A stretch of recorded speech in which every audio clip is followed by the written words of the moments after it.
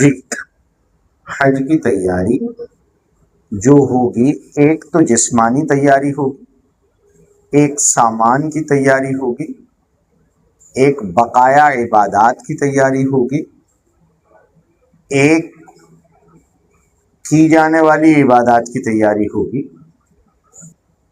جسمانی تیاری کا جہاں تک تعلق ہے، عامتاً ہوتا یہ ہے کہ ہم لوگ اپنے ملکوں میں یہاں رہتے ہوئے، چونکہ ہماری بادشاہت چلی گئی لیکن ابھی ہم ذہنی طور پر آج بھی بادشاہ ہیں، اس لیے ہمارا ایک مزاج ہے کہ ہم زیادہ فزیکل ورک نہیں کرتے، ہم جسمانی اعتبار سے بہت آرام پسند ہیں۔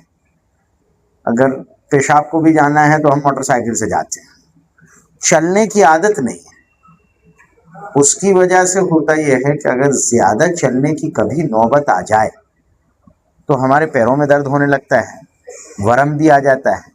اگر زیادہ دیر کھڑے رہنے کی نوبت آ جائے 2-4 گھنٹے تو کمر میں شدید درد ہونے لگتا ہے، اس سے پریشان ہو جاتے ہیں۔ اب حج ایک ایسا سفر ہے جس میں جسمانی ورزش بہت ہے۔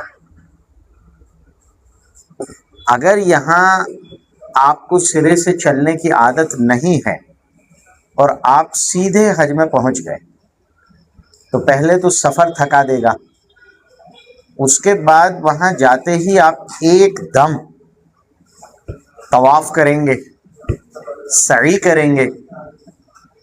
اب یہ جو اتنے 4 گھنٹے تک آپ کھڑے رہے، پیدل چلے، یہ سب چیزیں آپ کے جسم کو ہلکان تو کریں گی ہی، آپ کے پیروں کو بھاری کر دیں گی، ورم آ جائے گا، درد شروع ہو جائے گا، بعض کو تو بخار آ جاتا ہے۔ اب صبح جب آپ اٹھیں گے تو آپ کے پیر اتنے سخت ہو چکے ہوں گے، ہلانا مشکل ہوگا۔ اب آپ کو 2-3 دن آرام کرنا پڑے گا۔ 2-3 دن کے بعد پھر اٹھیں گے، پھر چلیں گے، پھر وہی تکلیف ہو جائے گی۔ یہ کیوں ہو رہا ہے؟ صرف اس کی وجہ یہ نہیں ہے کہ ہم میں چلنے کی طاقت نہیں۔ دیکھیے طاقت تو ہے، ورنہ کورونا میں ہم بمبئی سے آسام پیدل نہ چلے جاتے، وہ ہم ہی تھے جو پہنچ گئے اور زندہ پہنچے، سلامت پہنچے۔ طاقت تو ہے لیکن ہم نے اپنے جسم کو عادی نہیں بنایا ہے۔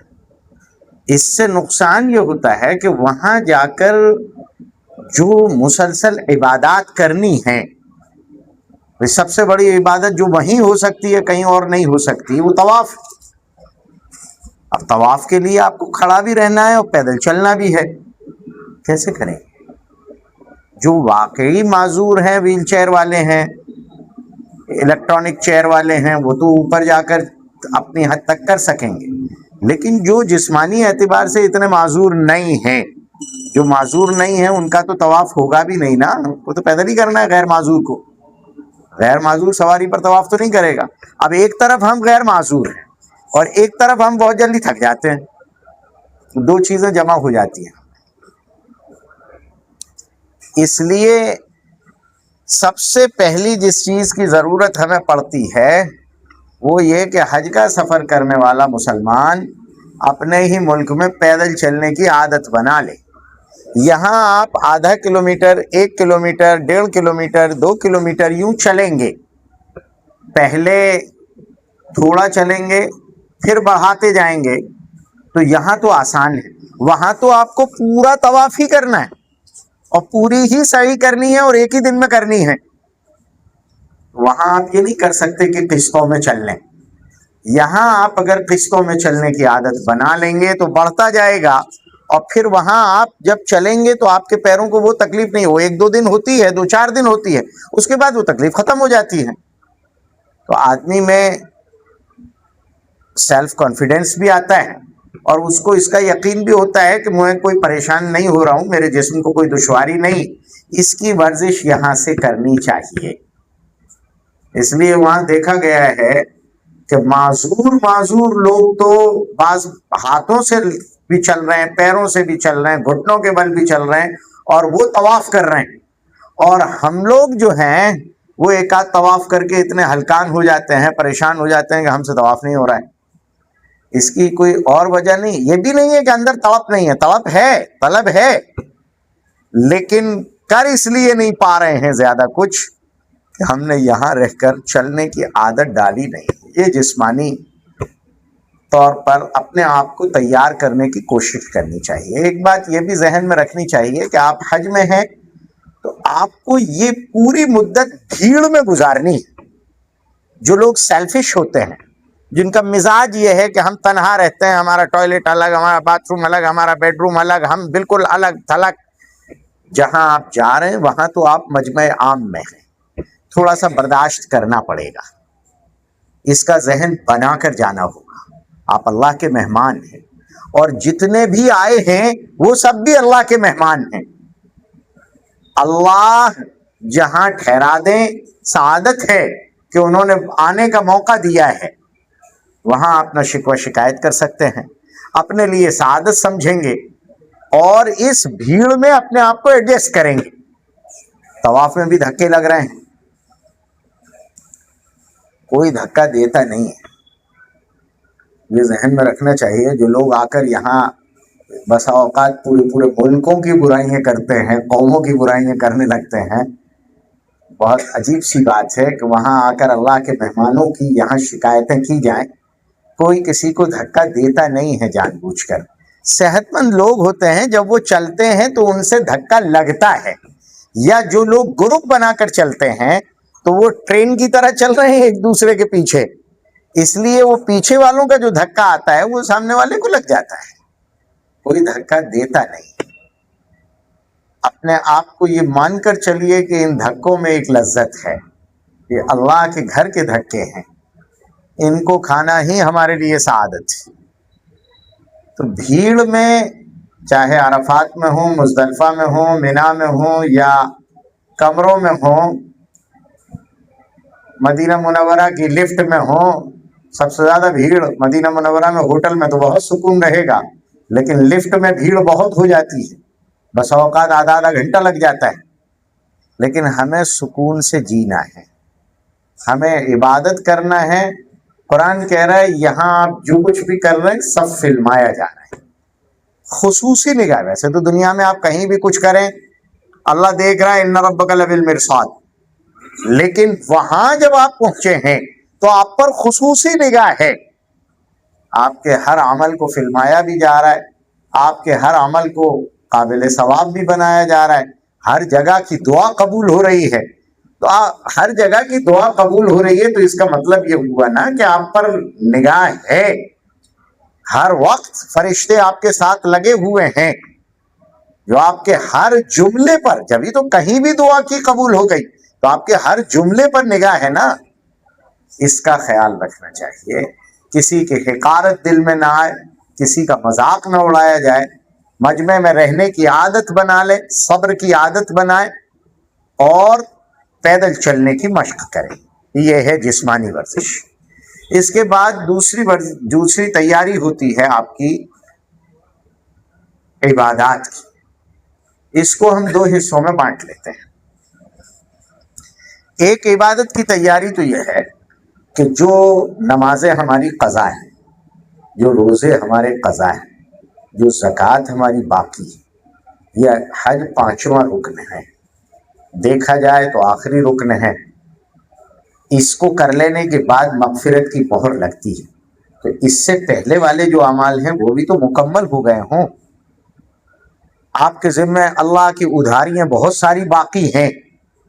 حج کرنے آ گئے ہو تو جب تک وہ بقایا ادا نہیں ہوا آپ کی مغفرت کی مہر کیسے لگے گی؟ اب ظاہر ہے کہ یہ وقت ایسا ہے کہ اتنی فرصت تو نہیں ہے ابھی کہ ہم ساری عبادات جو بقایا ہیں وہ سب کر لیں، ساری نمازیں پڑھ لیں، سارے روزے ابھی رکھ لیں جو ذمے میں باقی ہیں. ساری زکاتیں اگر ادا کریں گے تو اتنے ہی پیسے نہیں بچیں گے کہ بمبئی چلے جائیں. تو پھر آپ کیا کریں؟ آپ اپنا حساب لگائیے، اندازہ لگائیے. جو کچھ بھی اللہ کا فریضہ آپ کے ذمہ باقی ہے حساب لگا کر رکھیے. اللہ سے دعا کیجئے کہ اللہ میں آپ سے عہد کرتا ہوں جو باقی ہے انشاءاللہ اسے ضرور مکمل کر لوں گا میں تھوڑا تھوڑا کر کے. میری عمر میں برکت دے دے, میری صحت میں برکت دے دے, اور جو عزم میں نے کیا ہے اس کو اپنی رحمت سے پورا کرا دے. یہ تو کر سکتے ہیں نا. نمازوں کا تعداد ہمارے پاس لکھی ہوئی ہو, روزوں کی لکھی ہوئی ہو کہ ہمیں انہیں پوری کرنا ہے. جن کے ذمے نمازیں باقی ہیں وہ اپنی نمازیں ہر نماز کے ساتھ ایک قضا نماز تو پڑھنا شروع کر دیں, تاکہ اللہ کے جو ذمے میں, ہمارے ذمے جو اللہ کا قرض ہے, فرض باقی ہے, وہ ادا ہوتا چلا جائے, تاکہ حج کی وجہ سے جو مغفرت ہمیں ملنے والی ہے 5واں رکن مکمل ہو جانے پر اللہ وہ عطا فرما دے. ایک تیاری ہوئی. دوسری تیاری ہوتی ہے عبادات کی کہ ہمیں وہاں جا کر کیا کرنا ہے. وہاں ہم عبادت کرنے جا رہے ہیں تو وہاں ہمیں تہجد بھی پڑھنا ہے. تہجد کا عزم کریں گے تو فجر با جماعت ہوگی, ورنہ یہاں جس طرح فجر چھوٹ جاتی ہے وہاں بھی چھوٹے گی. اگر آپ یہ عزم کر کے جائیں کہ ہر حال میں حرم شریف میں آپ کو تہجد پڑھنا ہے تو آپ فجر پڑھ لیں. تو یہ تیاری آپ کو یہاں سے کرنی ہوگی. اگر یہاں سے ایک عادت بن گئی تو وہ عادت تو وہاں چل جائے گی. آپ یہ سوچیں کہ ابھی تو میں بہت مصروف ہوں, وہاں جا کر ولی بن جاؤں گا, یہ دھوکہ ہے. رمضان میں اس لیے بن جاتا ہے آدمی ولی کہ وہاں شیطان بندھ جاتا ہے. حج میں شیطان بندھتا نہیں ہے, اس لیے دھوکہ رہے گا اور خالی گیا خالی واپس آ جائے گا. وہاں تو اوابین, تہجد, اشراق, چاشت, ذکر, اذکار, تلاوت, دعا, ان سب چیزوں کی عادت بنانی پڑے گی. وہاں تو جا ہی ہم عبادت کے لیے رہے ہیں. اس کی تیاری ہمیں یہاں سے, اس کی مشق یہاں سے شروع کر دینی ہوگی. جلدی اٹھ جانے کی, اشراق تک جاگتے رہنے اور پڑھنے لکھنے کی, تھوڑی تھوڑی تلاوت کی, ذکر کی, یہ سب تیاریاں ہمیں یہاں سے نماز سے پہلے مسجد پہنچ جانے کی. یہاں سے عادت ڈالیں گے. یہاں تو 15 منٹ پہلے پہنچ جائیں گے تو مسجد خالی ہے, وہاں آدھا گھنٹے پہلے پہنچیں گے تو دروازے بند ملیں گے. تو آپ کو اس سے پہلے پہنچنا ہوگا. یہ تیاری آپ کو یہاں سے اپنے ذہنی بھی کرنی ہوگی اور عملی بھی کرنی ہوگی. کرتے رہیں گے تو وہ کرتے کرتے چلے جائیں. ایک عبادات کی تیاری اس طرح کی جاتی ہے کہ وہاں آپ کو 40 دن گزارنا ہے. اب ایک تو جسمانی کام ہے, وہاں عرفات جانا ہے, مزدلفہ جانا ہے, منی جانا ہے, طواف کرنا ہے, یہ سب کام ہیں, اعمال ہیں. جب تک وہاں رہیں تب تک طواف کرتے رہنا ہے, عمرے کر لینا ہے جو اللہ توفیق دے, صحت دے. یہ سب تو کام ہے جسمانی.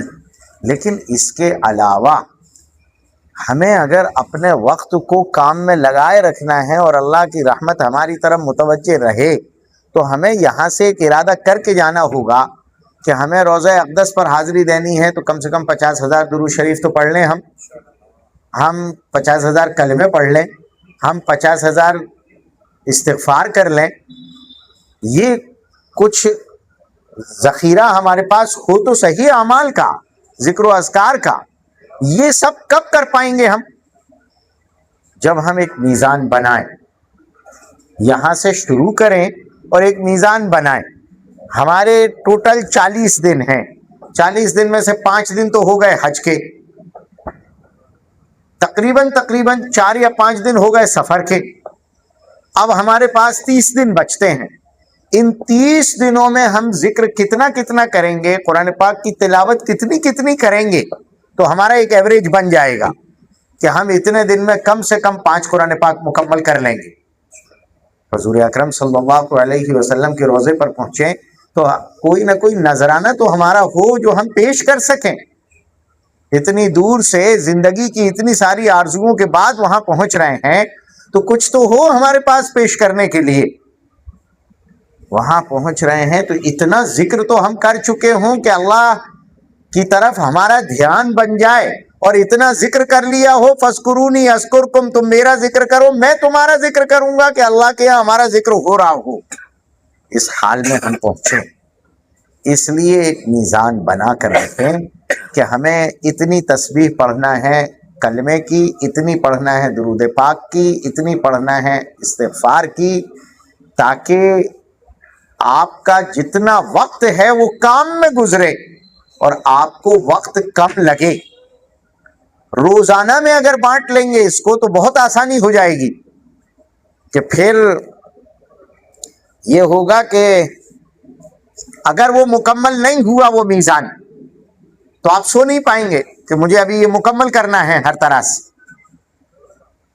بہت سہولت ہو جاتی ہے اس میں، پھر غصہ بھی نہیں آتا، اللہ کا ذکر چلتا رہتا ہے، شیطان حاوی نہیں ہوتا، اور یہ پورا وقت عبادت میں گزر جاتا ہے۔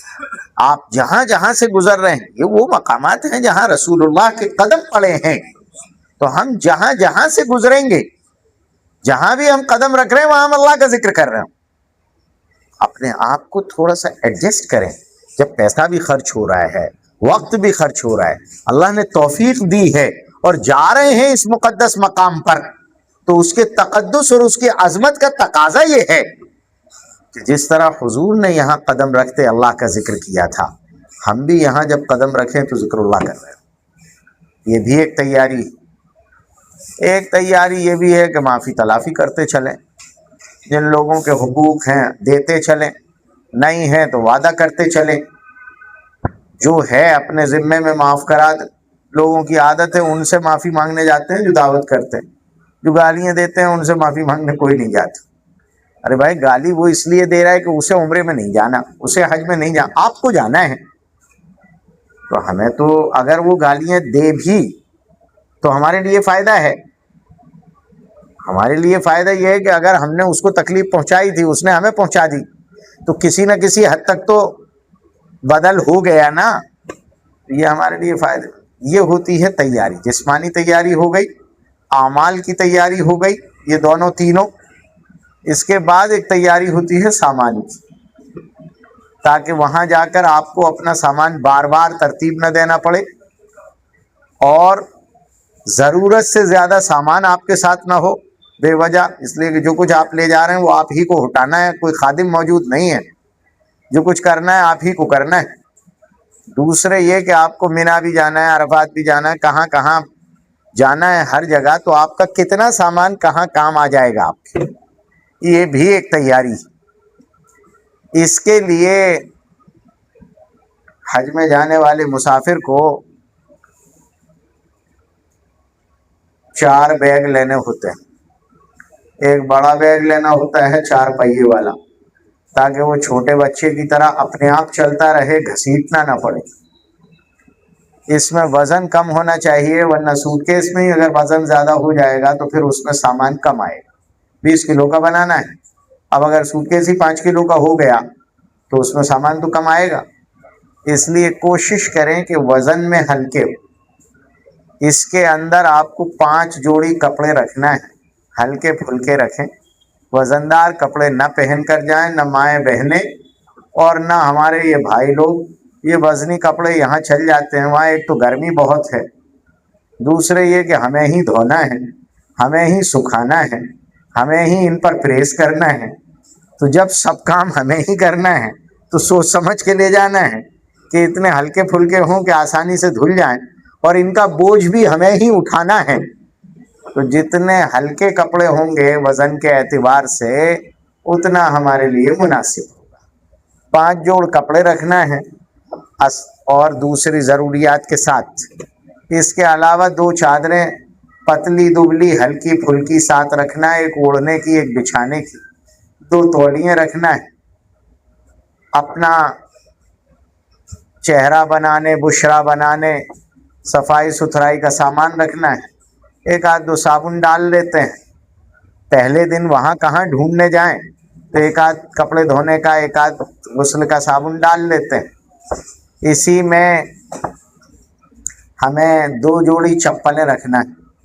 چپلیں جو لی جائیں وہ بہت حجم کے اعتبار سے بڑی نہ لیں، ہلکی پھلکی چپل لیں۔ زیادہ نرم چپل لوگ دکانوں والے بتاتے ہیں یہ بہت نرم ہے، آپ کے پیروں کو بہت اچھی رہے گی، نرم چپل وہاں 10 کلومیٹر 12 کلومیٹر پیدل چلیں گے دب جائے گی، اس میں کانٹا بھی جلدی گھستا ہے، اور دھوپ میں گرم زیادہ ہوتی ہے، اس لیے چپل جو لیں وہ اتنی نرم والی نہ لیں، اور دوسرے اس کو تیز ہے، اس لیے ہم لوگوں کا فرض بن جاتا ہے کہ ہم یہ رعایتیں رکھنے کے لیے درخواست کر دیں، چپل میں اوپر کی جو بتی ہے وہ ربڑ کی نہ ہو، یا تو ریگزین کی ہو اور یا پھر ہارڈ نائلون کی ہو۔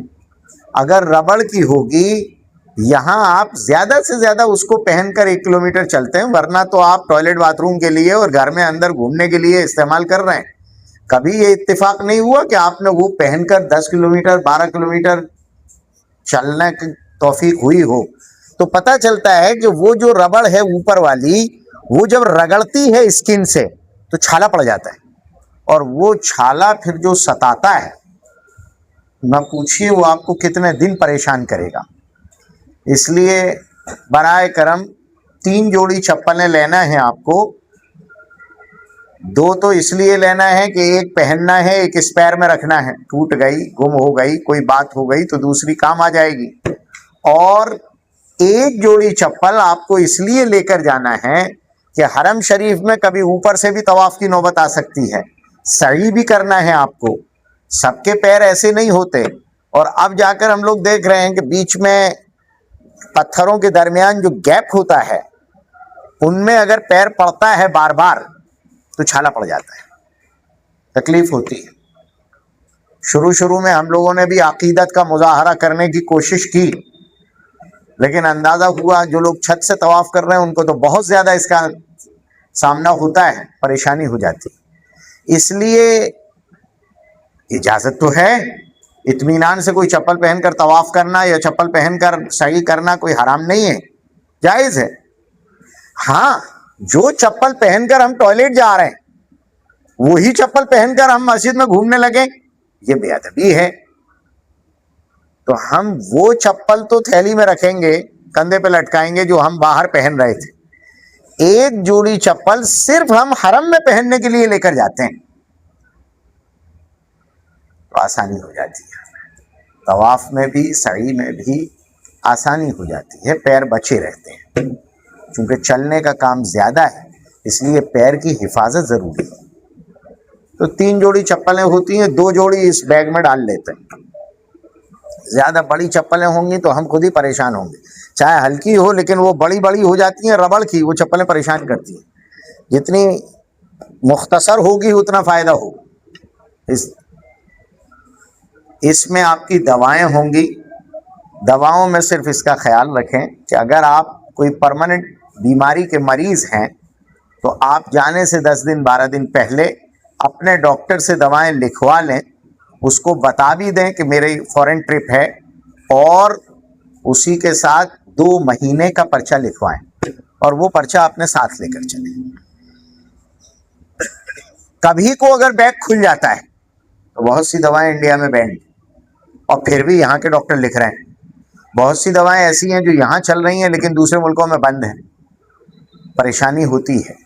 خاص طور سے یہ جو نشہ آور دوائیں ہوتی ہیں بہت سو کو دینا پڑ رہی ہیں، اب وہ تیز دوائیں ہیں، ان کے ملکوں میں ان پر خطرات ہیں، اب ہم اسٹرپ کی اسٹرپ لے کر جا رہے ہیں، نشے کی دوائیں ہیں، اگر بیگ کھل گیا تو ان کو کلام ہوتا ہے۔ لیکن اگر آپ 2 مہینے کی ترتیب کا پرچہ بنائے ہوئے ہیں ڈاکٹر کا، اور اس نے وہاں جہاں پرچہ بنایا ہے اس کے سائڈ میں اس کا مرض لکھ رکھا ہے تو پھر کوئی دقت نہیں ہے، آپ کو الاؤ کیا جائے گا۔ اس لیے جانے سے 10-12 دن پہلے کا ایک پرچہ بنوا لیں، وہ 2 مہینے کا بنوائیں ڈاکٹر کا، اس کے ساتھ دوا لے کر جائیں۔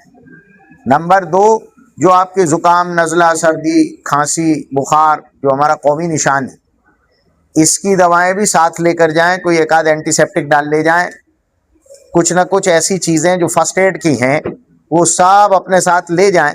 یہ نیت نہ کریں کہ ہم بیمار ہو جائیں گے تو کام آئیں گے، یہ نیت کریں کہ کوئی بھی ہمارے ساتھی کے کام آ جائیں، وہ ہمارے بھی کام آ سکتی ہیں، ہم 2 جا رہے ہیں ان میں سے کسی ایک کے کام آ سکتی ہیں، لیکن یہ کہ کسی کی بھی ضرورت ہوگی اللہ اس کے کام میں لے لے، لیکن ساتھ لے ضرور جائیں۔ وہاں پریشانی ہوتی ہے، بسا اوقات جو دوائیں ملتی ہیں وہ جلدی اثر نہیں کر پاتی تو آدمی پریشان ہوتا ہے، اس لیے یہ کچھ دوائیں ساتھ رکھ لینا چاہیے بیگ۔ اس کے علاوہ کھانے پینے کا سامان آپ ساتھ لے جائیے، وہ آپ کے کام کا ہے، لیکن اس میں خیال رکھیے بیسن کی چیزیں، چونکہ عامتاً ان کو بنانے میں کالا نمک اور زیرہ اور یہ کالی مرچ اور وہ سب چیزیں جو جلدی ہضم کرنے والی ہیں وہ ڈالی جاتی ہیں، پودینہ ڈالا جاتا ہے، اور یہ سب چیزیں مل کر پیٹ خراب کرتی ہیں، گیس بناتی ہیں، بار بار وضو کے تقاضے ہوتے ہیں۔ یہاں آپ کو ایک مشق یہ بھی تو کرنی ہے کہ آپ باوضو رہیں، آپ ان مقدس مقامات پر ہیں، دوسرے آپ مسجد میں پہنچ گئے، جمعے کے دن آپ کی خواہش ہے کہ میں مسجد میں اندر جمعہ پڑھ لوں، تو آپ کو 9 بجے سے پہنچنا ہوگا۔ اب جمعہ ہوگا 12:30 بجے، پہنچ گئے آپ 9 بجے سے، تو اب آپ کو وضو اتنا لمبا چلانے کی مشق بھی تو ہونی چاہیے۔ شروع میں آپ پیدل چلیں گے تو یہ ہوگا کہ آپ جیسے ہی زیادہ پیدل چلے آپ کا وضو ٹوٹ جائے گا، لیکن جب ایک مشق ہو جاتی ہے پھر ضرورت نہیں پڑتی۔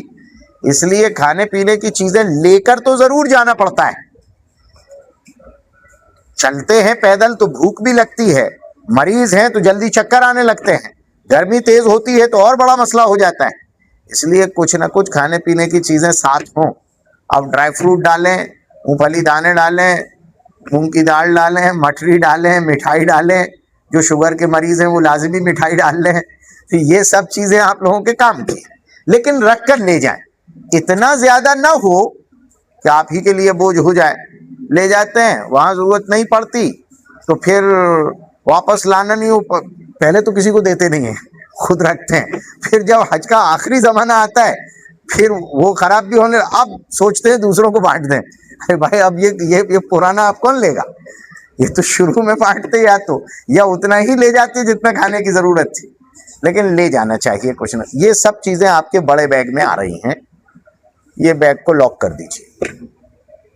2 چادر، 5 جوڑ کپڑے، 2 تولیے، آپ کا شیونگ کا پورا سامان، اور آپ کے کھانے پینے کا سامان، آپ کی دوائیں، اور دواؤں کی یہ دونوں قسمیں، فرسٹ ایڈ کی دوائیں بھی اور ادھر آپ کی پرماننٹ دوائیں بھی۔ ہم لوگ اس وقت میں ایک درخواست کرتے ہیں حاجیوں سے جو آج کل جانے والے ہیں، چونکہ گرمی وہاں بہت تیز ہوتی ہے، اس لیے الیکٹرول کے چھوٹے پاؤچ لازمی لے جائیں اور بڑی مقدار میں لے جائیں۔ میں تو درخواست کرتا ہوں فی کا 100 لے جائیں، چھوٹے چھوٹے پاؤچ آتے ہیں وہ، فی کا 100 لے جائیں، ہر جگہ قدم قدم پر وہ آپ کے کام آئے گی۔ میں تو حجانیوں سے بھی درخواست کرتا ہوں کہ اگر یہ بڑے میاں کا غصہ ختم کرنا ہو، یہ وہاں چڑچڑائیں گے، یہاں تو ڈرتے ہیں، وہاں اس لیے کہ اولاد بڑی بڑی ہو گئی ہے تو اب ان کی یہاں تو ہمت نہیں پڑتی، وہاں حجانی اکیلی ہو جاتی ہے بیچاری، اس لیے یہ وہاں اپنا فرسٹریشن نکالتے ہیں۔ اب ہو یہ رہا ہے کہ یہ کیوں چڑچڑا رہے ہیں کہ ان کے بدن سے پسینہ نکل گیا ہے، یہ تھک گئے ہیں، تو اب یہ بڑبڑا رہے ہیں، چڑچڑا رہے ہیں۔ ان کا آسان علاج ہے، ان کو 2 پاؤچ 1 گلاس پانی میں گھول کے پلا دو، کیا بھی ٹھنڈے ہو جائیں گے۔ ایک ہی علاج ان کا، آسان علاج۔ اس لیے اپنے ساتھ یہ ضرور لے جائیں اور اپنے سارے بیگوں میں اسے رکھیں۔ دوائیں بھی سارے بیگوں میں تھوڑی تھوڑی بانٹ لینا ہوتی ہے۔ دوسرا ایک بیگ بنتا ہے آپ کا، جس کو آپ پٹو بیگ کہتے ہیں، یہ پیچھے لٹکانے والا جو آپ کا ہینڈ لگیج ہے، اس کے اندر 2 جوڑی احرام ہوں گے، 1 جوڑی چپل ہوگی، 1 جوڑ کپڑا ہوگا۔ اللہ نہ کرے بائی چانس اگر آپ کا بڑا بیگ کہیں مسپلیس ہو گیا تو آپ کے پاس 1 جوڑی کپڑا تو رہے گا نا، ایک ہلکا پھلکا 1 جوڑی کپڑا اس بیگ میں، پٹو بیگ میں ڈال لیجیے۔ دونوں جوڑی احرام اسی میں رکھیے، احرام بڑے بیگ میں بالکل نہ رکھیے، اسی بیگ میں رکھیے جو آپ کا ہینڈ لگیج ہے۔ آپ ہوائی جہاز میں بیٹھے، پڑوسی کو الٹی ہو گئی، آپ کا احرام بگڑ گیا، کیا کرو گے؟ اگر دوسرا ہے تو پہن سکتے، ورنہ یہی الٹی والا لے کر آپ کو چلنا پڑے گا، آپ پریشان ہوگے۔ کچھ بھی ہو سکتا ہے، مسافر ہیں، ہر طرح کے ہوتے ہیں، اس لیے آپ ہی پیشاب کرنے کے لیے گئے، پیشاب کے چھینٹے لگ گئے، قطرے لگ گئے سیدھا سیدھا، اس لیے کہ ہوائی جہاز کا یا بس کا جس کا بھی اگر سواری ہے، اس کا جو پیشاب خانہ بنایا جاتا ہے وہ اس طرح اتنا چھوٹا بنایا جاتا ہے کہ کوئی نیچے نہ گر جائے، کتنا بھی ہلے جلے دیوار سے ٹکرائے، یہ حکمت ہوتی ہے اس میں، اس لیے جان بوجھ کر چھوٹا بنایا جاتا ہے اس کو. اب ہمیں نہیں ہے عادت, ہم پیشاب کرنے گئے, چھینٹے لگ گئے, اب کیا کریں, یہاں کائے سے دھوئیں, اس میں پانی بھی اتنا نہیں ہے کہ باقاعدہ ہم اس کو دھو سکیں. چادر بدل سکتے تھے لیکن چادر ہو تو بدلے نا. اس لیے دونوں جوڑی احرام ہمیشہ ہم رکھیں گے اپنے ہینڈ لگیج.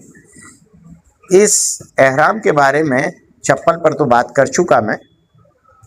جو لوگ یہ سمجھتے ہیں کہ وائٹ بیلٹ, جیب والا بیلٹ, بغیر سلا بیلٹ لازمی جز ہے احرام کا, یہ سوچ غلط ہے.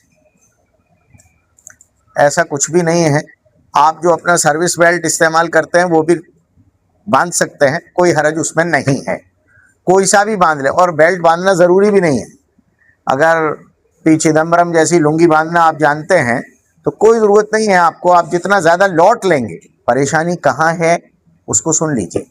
یہ جو چائنا والے احرام آ رہے ہیں, تولیوں والے اور ڈیزائن والے, جو باقاعدہ بنے احرام مارکیٹ میں چل رہے ہیں, اس میں دو برائیاں آ رہی ہیں. ایک تو ان کا عرض چھوٹا ہوتا ہے, اوپر سے لوٹ لو تو ٹانگیں کھل جاتی ہیں, گھٹنے تک آ جاتا ہے. اوپر سے اگر نہیں لوٹو تو اوپر سے کھلنے کا خطرہ ہو جاتا ہے. دوسری بات یہ ہے کہ ان کی لمبائی صرف 2 میٹر ہوتی ہے, اس لیے چلنے میں سطر کھلنے کا خطرہ ہوتا ہے. اور پھر آپ گرمی میں جا رہے ہیں تو آپ کو موٹے احرام کی ضرورت ہی نہیں ہے. آپ لٹھے کا, موٹے کاٹن کا, ڈبل پنے کا کپڑا لیجئے 10 میٹر, اور 2.5 میٹر کی چپلیں, وہ چادریں کاٹ لیجئے. یہ آپ کے 2 جوڑ احرام ہو گئے. لٹھے کا, ڈبل پنے کا 10 میٹر کپڑا لے کر چادریں بنا لیجئے, یہ آپ کے 2 جوڑ احرام بن گئے. آسان. ڈبل پنے کی چادر ہوگی تو آپ کے یہاں تک آ جائے گی. اب جب آپ اس کو لوٹیں گے تو وہ اتنی مضبوط ہو جائے گی کہ کسی بھی صورت میں یہ کہیں جانے والی نہیں, مضبوط بندھی رہے گی. اس کا خیال رکھیے. یہ مارکیٹ میں جو مل جاتے ہیں فیشن دیکھنے میں تو اچھے لگتے ہیں لیکن یہ تکلیف دیتے ہیں. دوسری بات یہ کہ احرام کو دھو لیا کرو. احرام کی چادریں دھو لو, سکھا لو, پریس کر لو, پھر لے جاؤ. اس میں کلف ہوتا ہے اور وہ کلف میں پسینے کے ساتھ مل کر بہت بری بدبو آنے لگتی ہے. آپ پڑوس سے نکلیں گے تو آدمی پریشان ہوگا. اس لیے اپنا احرام دھو لیا کریں. یہ چھوٹی چھوٹی چیزیں ہیں لیکن ضروری ہو جاتی ہیں, اس لیے بیان کرنا پڑتی ہے. 2 جوڑی احرام آپ کے بیگ میں ہے, 1 جوڑی چپل آپ کے بیگ میں ہے, تھوڑا سا کھانے پینے کا سامان بھی آپ کے بیگ میں ہے. اسی بیگ میں آپ کی تھوڑی سی دوائیں, الیکٹرول پاؤچ وغیرہ بھی ہیں.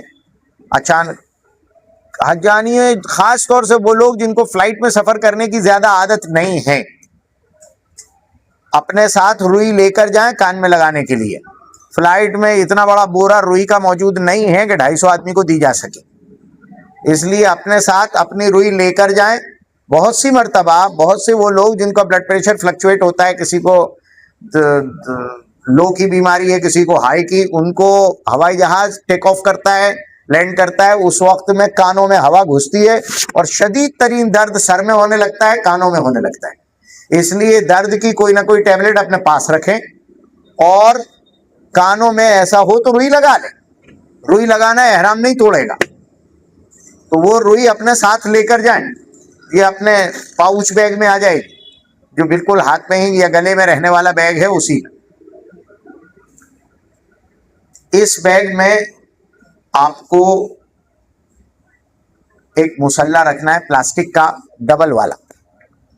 اپر لیئر الگ ہو, لوور لیئر الگ ہو, جس میں ایسا ایک پلاسٹک کا مسلح ہلکا پھلکا پیراشوٹ کے کپڑے کا مل جاتا ہے. اس کے علاوہ پیراشوٹ کے کپڑے کی ہی چپل کی تھیلی یہ ضرور ساتھ لے کر جائیں, یہ بہت اہم اور بہت ضروری ہوتی ہے. اس کے بغیر چارہ نہیں ہے. وہاں جہاں آپ جا رہے ہیں وہاں ایمان کے بعد سب سے زیادہ حفاظت آپ کو چپل کی کرنی, سب سے زیادہ حفاظت. یہ بات یہاں میں کہوں گا تو آپ کو بہت ہلکی نظر آئے گی, لیکن جب آپ مسجد سے نکلیں گے اور چپل گم ہو گئی ہوگی اور دھوپ تیز ہوگی, جمعے کا بعد ہوگا, اور آپ بغیر چپل کے باہر کے تپتے ہوئے ٹائلز پر جب 1.5-2 کلومیٹر پیدل چلیں گے تب آپ کو یاد آئے گا جب چھالے پڑ جائیں گے اور کوئی دکان وہاں قریب میں آپ کو چپل لیے کھڑا ہوا نہیں ملے گا، تب آپ کو یاد آئے گا کہ واقعی ایمان کے بعد سب سے زیادہ حفاظت مجھے چپل کی کرنی تھی۔ اس لیے چپل کی تھیلی لے کر جائیں، پیراشوٹ کے کپڑے کی ہو،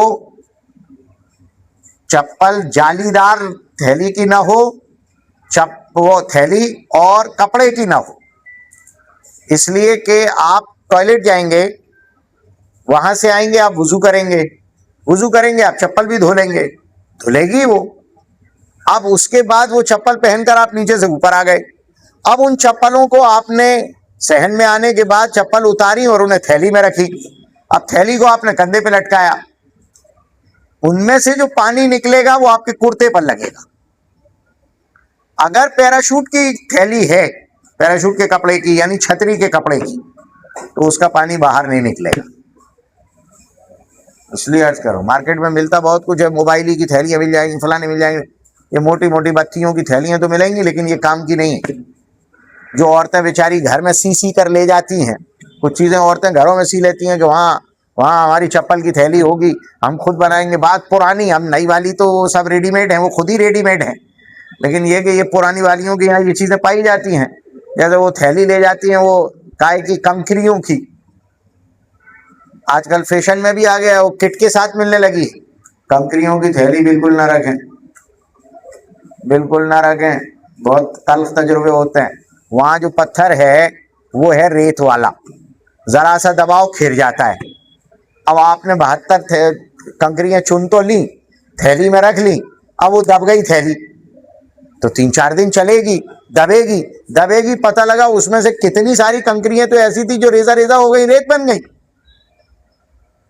اس لیے کنکری کی تھیلی نہیں ہوتی، چھوٹی سی بوتل میں، وہاں تو چھوٹی چھوٹی بوتلیں پانی کی مل جاتی ہیں، چھوٹی بوتل میں کنکری ڈالنی ہوتی ہے دھو کر، اور وہ بوتل اپنے پاؤچ بیگ جو بالکل آگے لٹکا ہوا ہے اس میں ڈال لینی ہوتی ہے۔ جب بھی کنکری مارنا ہوگی اس میں سے نکال کے مار دیں گے تاکہ دبنے کی وجہ سے کھر نہ جائے۔ جی یہ تو ہو گئی آپ کی تیاری، یہ آپ کا دوسرا بیگ تیار ہو گیا۔ ایک مسلح رکھ لیا آپ نے، اسی میں پلاسٹک کی تھیلی رکھ لی اپنی، اس کی چپل کی، ایک جوڑی چپل رکھ لی، 2 جوڑی احرام رکھ لیے، 1 جوڑی کپڑے رکھ لیے، کھانے پینے کا سامان رکھ لیا، کچھ دوائیں رکھ لی، ٹھیک، اس بیگ کو پیک کر دو۔ تیسرا ایک پاؤچ بیگ آئے گا آپ کا جو آپ کے گلے میں لٹکا ہے، یا عورتیں جو ایک پرس ٹانگتے کر گھومتی رہتی ہیں، یہ ان کا پرس۔ اس کے اندر دعا کی ایک کتاب آئے گی، الحزب الاعظم، دعا کی ایک انسائکلوپیڈیا ہے یہ دعا کا، الحزب الاعظم، انٹرنیٹ پر دیکھیں گے مل جائے گی۔ یہ انگلش ٹرانسلیشن کے ساتھ بھی مارکیٹ میں اویلیبل ہے، اردو ٹرانسلیشن کے ساتھ بھی ہے، ہندی ٹرانسلیشن انٹرنیٹ پر اویلیبل ہے۔ جو نوجوان ہیں میں ان سے ہر جگہ درخواست کرتا ہوں کہ بھائی مہربانی کر کے اس کا پرنٹ آؤٹ نکال لیں پاکٹ سائز پیپر پر، اس طرح کہ وہ پاکٹ سائز بن جائے، اور ان حجاج کو دے دو گے تو تمہیں ثواب بھی ملے گا، پیسے لے لو گے تب بھی ثواب ملے گا، لیکن یہ کہ ایک کام ہو جائے گا۔ یہ وہاں جا کر بہت ساری دعائیں کرنی ہیں۔ اب کچھ تو یہ ہے کہ یہاں سے لوگ درخواستیں کر دیتے ہیں، کوئی یہ نہیں کرتا کہ میری مغفرت کی دعا کرنا، سب یہ کر دیتے ہیں وہ ہماری بٹیا کے لیے، وہ ہمارے بیٹے کی نوکری کے لیے، وہ بیمار پڑا ہے اس کے لیے، وہ جیل میں ہے اس کے لیے، اس کے لیے، اس کے لیے۔ مانا بھائی ٹھیک ہے، لیکن کیا صرف یہی دعائیں کرنی ہیں؟ آخرت کی جیل سے نجات کی دعائیں بھی تو کرنی ہیں، اللہ کے قرب کی دعائیں بھی تو کرنی ہیں۔ کیا دعائیں کریں وہ تو نبی سے معلوم ہوگا صلی اللہ علیہ وسلم، حضور بتلائیں گے کیا دعائیں کریں۔ تو حضور کی دعاؤں کا مجموعہ ہوتا ہے، اس کو ساتھ لے جانا ہوتا ہے تاکہ عرفات میں بیٹھیں تو دیر تک دعائیں کرنی ہے تو وہ دعائیں پڑھ سکیں، ان کا ترجمہ پڑھیں تاکہ ہماری سمجھ میں تو آئے کہ ہم کیا مانگ رہے ہیں۔ تو الحزب الاعظم ہوگی، اس کے علاوہ دعاؤں کی کوئی پاکٹ سائز کتاب حج و عمرے کی دعاؤں کی مل جاتی ہے، وہ ایک ڈال لیں۔ کوئی بھی ایک چھوٹی سی حج عمرے کی گائیڈ ہو لیکن کسی اچھے تجربے کار بزرگ عالم کی لکھی ہوئی ہو، ورنہ تو ہر آدمی اس سال حج کرتا ہے اگلے سال مصنف بن جاتا ہے، وہ تو پتہ نہیں کتنی چل رہی ہیں مارکیٹ میں، اور ان میں کانٹرڈکشن بھی بہت ہوتا ہے، کوئی کچھ بھی لکھتا ہے۔ اس لیے اس کا خیال رکھیں، کسی اچھے عالم کی چھوٹی موٹی گائیڈ مل جائے تو وہ ساتھ لے لیں. ہو گیا. پاکٹ سائز کتاب رکھیں، زیادہ موٹی نہ لیں، اس لیے کہ آپ کو وہ پاؤچ میں رکھنا ہے. چھوٹا سا قرآن پاک اگر آپ ساتھ رکھنا چاہیں تو رکھ سکتے ہیں. عرفات میں، مزدلفہ میں، مینا میں، ہوائی جہاز میں، سفر میں، مکہ مکرمہ سے مدینہ منورہ جاتے ہوئے، ان سب موقعوں پر آپ تلاوت کر سکتے ہیں. اپنے ساتھ اپنا چھوٹا سا قرآن پاک ہوگا تو پڑھنا آسان ہوگا. ورنہ آج کل تو لوگ موبائلوں میں بھی پڑھتے ہیں. موبائلوں میں پڑھنا گناہ نہیں ہے، فتویٰ جواز کا ہے، وہ بھی کر سکتے ہیں. موبائل میں اس لیے الاؤ ہو جاتا ہے، زیادہ بہتر اس لیے رہتا ہے کہ اس میں فونٹس آپ چھوٹے بڑے کر سکتے ہیں. کتاب میں تو آپ فونٹس بڑے نہیں کر پائیں گے، لیکن موبائل میں آپ فونٹس بڑے کر سکتے ہیں، تو آپ اس طرح بھی پڑھ سکتے ہیں. اس بیگ میں آپ کو ایک تو یہ کتابیں رکھنی ہیں، اس کے علاوہ ایک پاؤچ آپ کو، ایک جیب آپ کو بالکل خالی چھوڑنی ہے، جس میں آپ صرف ایئرپورٹ پر جب آپ کو اپنا پاسپورٹ ملے گا تو پاسپورٹ اور بورڈنگ کارڈ بس فقط وہی رکھیں گے، کچھ اور نہیں رکھیں گے. ایک جیب میں کچھ ریال رکھیں گے، صرف وہی رکھیں گے، کچھ اور نہیں رکھیں گے. اس کی ایک جیب میں ایک چیز رکھنا ہے، ملتانی مٹی کا اتنا بڑا ٹکڑا، ملتانی مٹی کا اتنا بڑا ٹکڑا، زیادہ پتلا نہیں کہ فوراً ٹوٹ جائے، اور اتنا زیادہ موٹا بھی نہیں کہ آدھا کلو کا ہو جائے، لیکن یہ کہ ایک پاؤ انچ آدھا انچ کا موٹا ہو، اتنا بڑا ٹکڑا ہو. اس کو ایک پلاسٹک تھیلی میں پیک کر کے اور پھر اس کے بعد اس کو اس میں ڈال لیتے ہیں، یہ پاؤچ بیگ میں جو آپ کے گلے میں لٹکا ہوا ہے. اس کا ایک بند تو آپ کی کمر میں بن جاتا ہے، ایک گلے میں لٹک جاتا ہے. اسی کے اندر یہ ملتانی مٹی کا ٹکڑا رکھتے ہیں. یہ ہمارے دو کام آتا ہے. ہوائی جہاز میں وضو نہیں ہے، اب ہمیں قرآن پڑھنا ہے، کیا کریں؟ نماز کا وقت ہو رہا ہے، نماز ایسی ہے نکل جائے گی، وقت نکل جائے گا، تو پڑھنا تو ہوائی جہاز میں ہے، اور ہوائی جہاز میں جو نماز پڑھنا ہے کرسی پر بیٹھے بیٹھے پڑھنا ہے. اس کا بھی خیال رکھیں، اس لیے کہ وہاں آپ اکیلے نہیں ہیں، جتنے ہیں سبھی حاجی ہیں. اب سب اکٹھے ہو کر با جماعت نماز پڑھیں گے تو یہ آخری نماز ہوگی آپ کی، اس لیے کہ ہوائی جہاز چلتا ہے بیلنس پر. اب ایک طرف اتنا وزن، جب سارے حاجی کھڑے ہو جائیں گے تو ہوائی جہاز وہاں نہیں جائے گا، یہ کہیں اور جائے گا. اس لیے آپ کو کرسی پر بیٹھ کر ہی یہ نماز پڑھنی ہے اگر نماز کا وقت ہو جاتا ہے تو. ہاں، جب آپ کمرے پر پہنچ جائیں تو اس نماز کو دوبارہ پڑھیں گے، اتنا خیال رکھیں. لیکن نماز پڑھنی ہے تو وضو کرنا ہے. اب اتنا بڑا ٹینکر ہوائی جہاز میں لگا نہیں ہے کہ 400 آدمی کو وضو کرا دے، 250 300 آدمی کو، تو آپ کو تیمم کرنا ہوگا. تیمم کرنے کے لیے یہ ملتانی مٹی کا ٹکڑا کام آ جاتا ہے، اس لیے اس کو اس پاؤچ بیگ میں رکھتے ہیں کہ اس کو لیا. تیمم کرنا کوئی اتنا بڑا نہیں ہے، صرف اسی ملتانی مٹی کے ٹکڑے کو ایسے رکھا اور ایسے ہاتھ مارا، ایسے رکھا ایسے ہاتھ مارا، اس کو نیچے رکھ دیا، چہرے پر پورا اسی طرح پھیر لیا جیسے منہ دھو رہے ہیں، اور پھر اس کو اٹھایا، پھر دونوں طرف سے ہاتھ مارے اور دونوں ہاتھوں پر اس طرح پھیر لیا کوہنی سمیت، جس طرح ہاتھ دھوتے ہیں نماز کے وضو کے لیے ہاتھ دھوتے ہیں کوہنی سمیت، اسی طرح پورے ہاتھوں پر پھیر لیا. یہ ہو گیا آپ کا تیمم، نیت کرنے کے ساتھ اگر کیا ہے. یہ اگر آپ نے کر لیا ہے تو آپ اطمینان سے نماز بھی پڑھ سکتے ہیں، قرآن پاک کی تلاوت بھی کر سکتے ہیں. نہیں، تیمم میں صرف چہرہ اور ہاتھ، فقط یہی دو پر تیمم ہوتا ہے، نیت ہوتی ہے.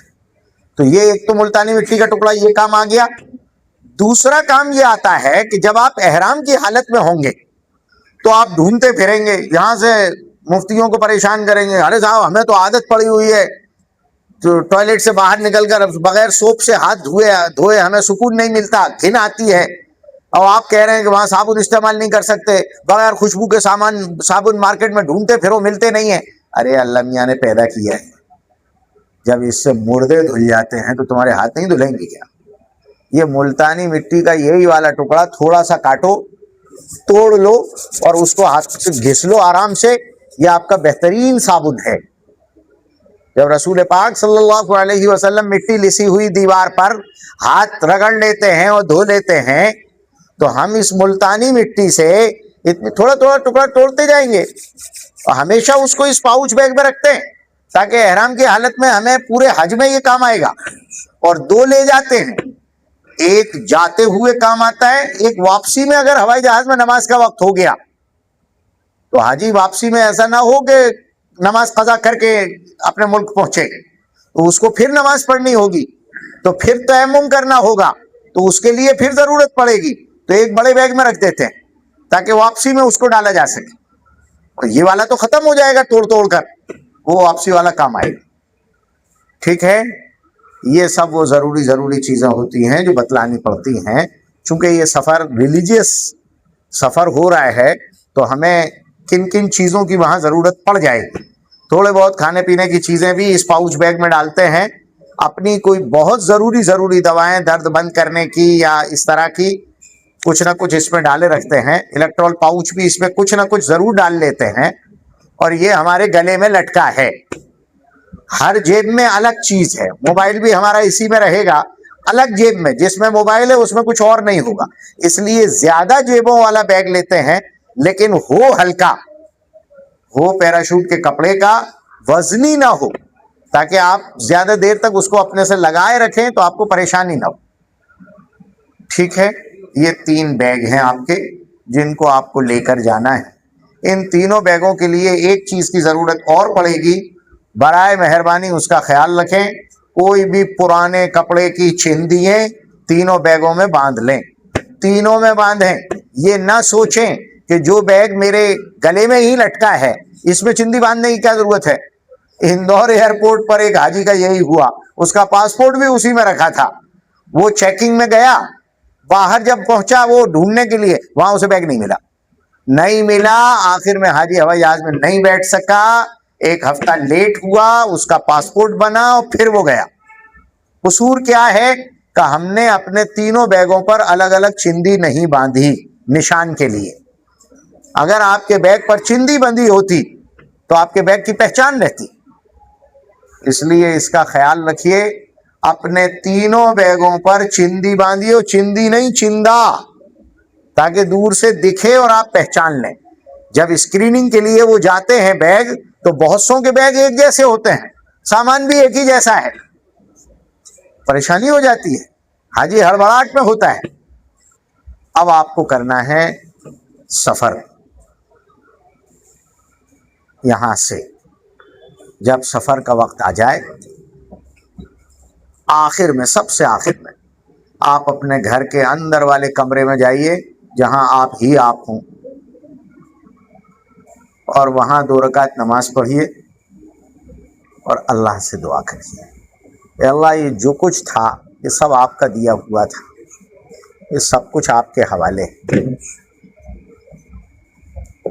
یہ اچھے بچے، گھر بار، کاروبار، جو کچھ بھی ہے آپ نے آج تک ان کی حفاظت کی ہے، آپ ہی آئندہ کے محافظ ہیں۔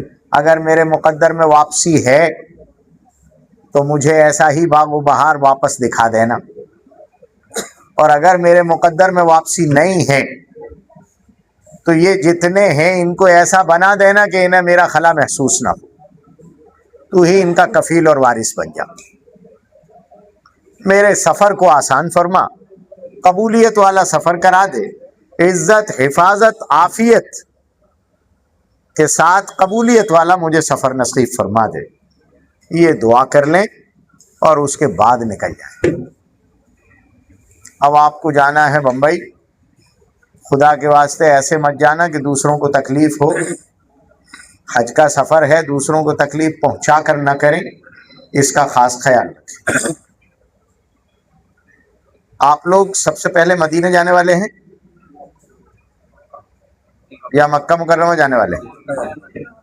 آپ مکے والے ہیں، اس کے علاوہ والے جو ہیں وہ مکے والے ہیں۔ بمبئی سے قریب تو 4 مئی تک فلائٹ ہاتھ اٹھا دیں تو پتہ چل جائے گا کتنے جو پکا جائیں گے دادے۔ اپریل سے 4 مئی تک فلائٹ ہے مدینہ۔ ٹھیک ہے، مجھے اب اس کو اس طرح چلانا پڑے گا کہ مکے والے اور مدینے والوں کا دونوں کا احرام ایک ساتھ بندھوا دیا جائے، بس صرف وہی ایک مسئلہ رہے گا، اور مدینے کا سفر پہلے کرا دیتے ہیں تاکہ جو لوگ مدینے جانے والے ہیں ان کو آسانی ہو جائے۔ احرام دونوں کا ایک ہی جیسا بندھے گا، چاہے آپ مدینہ منورہ سے باندھیں یا آپ بمبئی سے باندھیں. تو پہلے سفر مدینہ کا کرا لیتے ہیں تاکہ یہ کام بھی نمٹ جائے گا. جو لوگ ادھر جانے والے ہیں ان کے لیے آسانی ہو جائے گی. آپ کو بمبئی سے اب سفر کے لیے جب نکلنا ہے، آپ اپنی تیاری کے ساتھ اپنے سارے بیگ میگ لے کر اطمینان سے ذکر کرتے ہوئے، چونکہ آپ کو جتنے ذکر کرنا ہے، مدینے جانا ہے تو درود پاک کا نذرانہ لے کر جانا ہے. ایک آدھ کم سے کم ایک قرآن پاک تو آپ نے مکمل کیا ہو، تو اس کی شروعات تو یہاں سے کریں گے نا، تبھی تو وہاں لے کر جا سکیں گے کچھ. تو یہ پڑھتے پڑھتے ہی آپ جا رہے ہیں تو اذکار تو چلتے رہیں گے، درود پاک تو چلتی رہے گی. آپ ایئرپورٹ پہنچیں گے، وہاں آپ کے حج والے خدام آپ کو وصول کریں گے، وہ آپ کو آپ کا پاسپورٹ دے دیں گے، وہ آپ کو آپ کا بورڈنگ پاس دلوائیں گے. آپ کا لگیج بیگ چلا جائے گا اندر، آپ کا پٹھو بیگ اور آپ کا پاؤچ بیگ آپ کے ساتھ ہے. جب آپ چیکنگ پر پہنچیں گے تو یہ سارے بیگ آپ کو اس پر رکھنا ہے، لیکن اس میں سے پاسپورٹ بورڈنگ پاس آپ باہر نکال لیں، اس کو ہاتھ میں رکھیں. یہ جو تلخ تجربہ ایک ہو گیا، اس کے بعد ہم حجاج سے صاف کہہ دیتے ہیں کہ اسکریننگ کے وقت میں بیگ کے اندر اپنا پاسپورٹ بورڈنگ پاس نہ رکھیں، اس کو ہاتھ میں رکھیے، اس کی کوئی چیکنگ نہیں ہو رہی. باقی جو جیبوں میں جو کچھ بھی ہے اس کو آپ بیگ میں ڈال دیجئے. موبائل، چارجر اور پاور بینک یہ آپ باہر نکال دیجئے، ٹرے میں رکھا جائے گا. یہ جب وہاں نکلے اسی میں اپنا پاؤچ بیگ بھی رکھنا تاکہ وہ ٹرے کا پتہ بھی رہے. اور اللہ کے واسطے وہ ایئر فون لے جانا، اللہ کے واسطے لے جانا. ہر ایک کو شوق ہوتا ہے کس کا؟ ویڈیو کالنگ کرنے کا، ہر حاجی کو. اور وہاں بیٹھ جاتے ہیں نیچے ہال میں اور چلا چلا کے باتیں کرتے ہیں. ادھر والے کی بھی چلا چلا کے باتوں کی آوازیں آ رہی ہیں، عورتیں دوسروں کو نظر آ رہی ہیں. میرے بھائی اپنا ایئر فون لگا لو، اکیلے بیٹھ کے بات کر لو، کچھ تو خفیہ رکھو. سبھی کچھ وہاں جو کچھ بھی انڈیا میں ہو رہا ہے وہ سب بیان ہو رہا ہے، زور زور سے ہو رہا ہے. اس کی آوازیں بھی سب سن رہے ہیں جو ادھر والا بول رہا ہے، جو ادھر سے جا رہا ہے وہ بھی. ارے بھائی ایئر فون لگا لو، اس لیے ایئر فون لے کر جاؤ بھائی. جی چیکنگ کے بعد آپ کو پہنچا دیا جائے گا امیگریشن میں. امیگریشن میں دیکھیے وہ مہر لگاتے ہیں جو نئے جانے والے لوگ ہیں، جن کا فلائٹ کا دوسرے ملک کا پہلا سفر ہے. اللہ کے واسطے ہڑبڑاہٹ میں اپنا بورڈنگ پاس یا اپنا پاسپورٹ امیگریشن والا لیتا ہے، لیکن وہ واپس دے گا آپ کا، اس کو واپس لے کر جائیے. جب وہ پیچھے نکال دے تو ذرا دیر کھڑے رہیے جب تک آپ کی حجانی نہ آ جائے، ورنہ آپ باہر نکل جائیں گے. یہاں ایک ایک کر کے آدمی نکلتے ہیں تو وہاں کوئی بھیڑ نہیں ہوتی، تو آدمی کو یہی سمجھ میں نہیں آتا کہ مجھے جانا کہاں ہے. جب آپ ادھر پہنچ جائیں گے لاؤنج میں بیٹھے رہیے، اپنے درود پاک پڑھتے رہیے، دعا کرتے رہیے. وقت ہو تو قرآن پاک کی تلاوت کیجیے، پیشاب پانی سے وضو سے فارغ ہو جائیے. یہی ہوائی جہاز میں بیٹھنے سے پہلے آسانی ہوگی. جب آپ کا وقت ہو جائے فلائٹ میں جا کر بیٹھ جائیے. یہاں بھی اپنے ذکر اذکار جاری رکھیے. ہوائی جہاز میں جو کھانے کو دیا جاتا ہے، حاجیوں کو نان ویج کھانا ہی نہیں چاہیے، کیا ضرورت پڑ رہی ہے؟ ویج جو کچھ ملتا ہے سب کھا لو، کوئی دقت نہیں ہے. محرم بھی کھا سکتا ہے، احرام والا بھی. کوئی ایسی چیز اس میں نہیں آ رہی ہے جس کو کھانے میں دشواری ہو. اگر کوئی چاکلیٹ موکلیٹ ایسی دے دی ہے جس میں بہت تیز خوشبو ہے جو بہت دیر تک باقی رہنے والی ہے، جیسے الائچی کی خوشبو ہوتی ہے، وہ احرام کو نقصان دیتی ہے.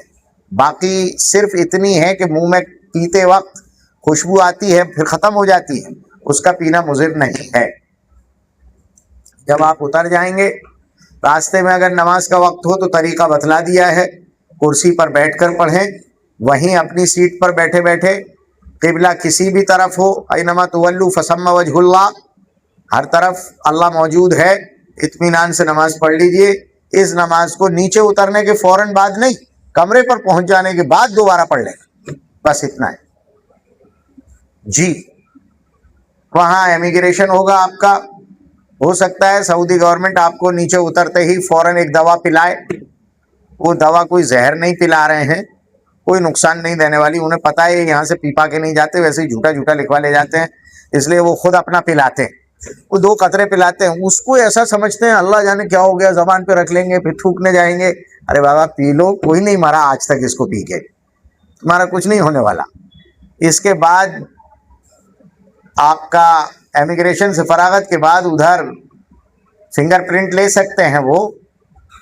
اس کے بعد جب باہر نکلو گے تو آپ کا لگیج آپ کو مل جائے گا, وہ چندی سے پہچانا جائے گا. اگر 4 پہیوں کا بیگ ہے تو آپ کو پریشانی بھی نہیں ہے, وہ اپنے آپ چلے گا, ٹرالی میں رکھنے کی بھی ضرورت نہیں پڑے گی. پٹھو بیگ آپ کا آپ کے پاس ہے, گلے کا بیگ آپ کا آپ کے پڑا ہوا ہے. آپ کو شہر جانا ہے, معلم کی بسیں آئیں گی, آپ اطمینان سے یہاں بھی پیشاب پانی کر لیں, وضو کر لیں, اگر کوئی نماز کا وقت ہو تو یہیں پڑھ لیں. آپ کو بس میں بٹھا کر جب لے جایا جائے گا شہر, چاہے مدینہ منورہ پہنچے یا مکہ مکرمہ پہنچے, اس سے پہلے معلم استقبالیے پر آئے گا. وہ آپ کو ایک پیکٹ تو دے گا کھانے پینے کا, لیکن اس کے ساتھ اس کا آدمی آئے گا جو آپ سے پاسپورٹ پورے لے لے گا. یہ پاسپورٹ اب آپ کے جمع ہو جائیں گے معلم کے پاس, گھبرانے کی ضرورت نہیں ہے. وہ پلاسٹک تھیلی لے کے آیا ہے, اسی میں سب کے ڈال لے گا, یہ کھا نہیں جائے گا, یہ آپ کو واپس کرے گا. لیکن اس کے بدلے میں یہ آپ کو ایک منگل سوتر دے گا گلے میں ڈالنے کے لیے. اس میں آپ کا فوٹو بھی ہوگا, اس میں آپ کا ویزا نمبر, آپ کا پاسپورٹ نمبر, آپ کا حاجی نمبر, اور اس میں جو بارکوڈ ہے اس میں آپ کی پوری کنڈلی ہے. اسی سے آپ کا ایکسیڈنٹ ہو جائے, آپ کھو جائیں, آپ مر جائیں, آپ اسپتال چلے جائیں, آپ بے ہوش ہو جائیں, کہیں بھی کچھ بھی ہوا ہو, اسی سے آپ پہچانے جائیں گے. اس لیے یہ منگل سوتر جو ہے, اس کو اللہ کے واسطے حجانیوں سے بھی کہہ دو اور خود بھی ذہن میں رکھو, چاہے فیشن کے خلاف لگے, کچھ بھی لگے, نہ ہاتھ والا نہ گلے والا, اس کو جسم سے جدا نہیں کرتے. یہ آپ کی یہی آپ کا پاسپورٹ آپ کو دلوائے گا, یہی ہے جو کچھ ہے آپ کے پاس. اس لیے اس کو بہت سنبھال کر رکھیے, ہر وقت ساتھ رکھیے. اب آپ پہنچیں گے, جب شہر میں پہنچیں گے منارے نظر آئیں گے, ہو سکتا ہے اذان ہو رہی ہو سکتا ہے نماز ہو رہی ہو. آپ کا دل لے لے اڑے گا, پہلی مرتبہ حرم کے منارے دیکھو گے طبیعت مچل جائے گی. ایسا جی چاہے گا کہ بس میں سے کانچ توڑ کے کود پڑے اور جا کے نماز میں شریک ہو جائیں. امام حرم نماز پڑھا رہے ہیں اور ہمیں بند کر رکھا ہے اور ہماری بس ترچھی ترچھی نکلی چلی جا رہی ہے. وہ نہیں روکے گا, نہ گیٹ کھولے گا, اس لیے کہ یہ مرغیاں اگر دڑبے میں سے نکل گئیں تو انہیں لانا مشکل پڑ جائے گا. نہ آپ کو اپنی بس کا پتہ ہے, نہ ٹھکانے کا پتہ ہے, سامان آپ کا بس میں رکھا ہے, کہاں پہنچائیں گے آپ کو, کون ڈھونڈے گا آپ کو. اس لیے لوگ لڑ بیٹھتے ہیں, گالیاں بکنے لگتے ہیں, یعنی حرم میں داخل ہو رہے ہیں وہ گالیاں بکتے داخل ہو رہے ہیں, غصے میں, جلال میں. ارے میرے بھائی, یہ آپ کو مکلف ہے, یہ خادم ہے, یہ مکلف ہے اس بات کا کہ آپ کو آپ کے کمرے تک پہنچا دے یا آپ کو ہوٹل پر پہنچائے گا. جب آپ ہوٹل پہنچ جائیں, سب سے پہلے ہوٹل پہنچ جانے کے بعد اپنے موبائل سے اپنے ہوٹل کی لوکیشن لے لیں. اس کو یاد رکھیے کہ آپ چاہے مکہ مکرمہ میں رہیں, مدینہ منورہ میں رہیں, مینا میں رہیں, عرفات میں رہیں, مزدلفہ میں رہیں, جہاں بھی آپ رہیں, جیسے ہی اپنے ڈیرے پر پہنچیں آپ فوراً موبائل سے لوکیشن لے لیجیے, اور وہ موبائل آپ کے پاس حتیٰ کہ مزدلفہ میں رات کو سو گئے تھے آپ گئے پیشاب کرنے, اب بھول گئے کہ ہماری چٹائی کہاں ڈلی ہے, حجانی کہاں بیٹھی ہے. اچھا, حجانی تو پہچان نہیں سکتی اس لیے کہ سب احرام میں ہیں, یہاں سبھی ایک جیسے دکھ رہے ہیں, تو اب پریشانی ہوتی ہے. آپ نے اگر موبائل میں لوکیشن لے لی ہے, دیکھیے آدھونک چیزوں کو کام میں لیجئے عبادت کے, وہ آپ کو سیدھے آپ کے ڈیرے پر پہنچا دے گا. جو لوگ یہ موبائل استعمال کر رہے ہیں, اب ان کو خیمے ڈھونڈنے میں کوئی پریشانی نہیں ہوتی, یہ آسان طریقہ ہے.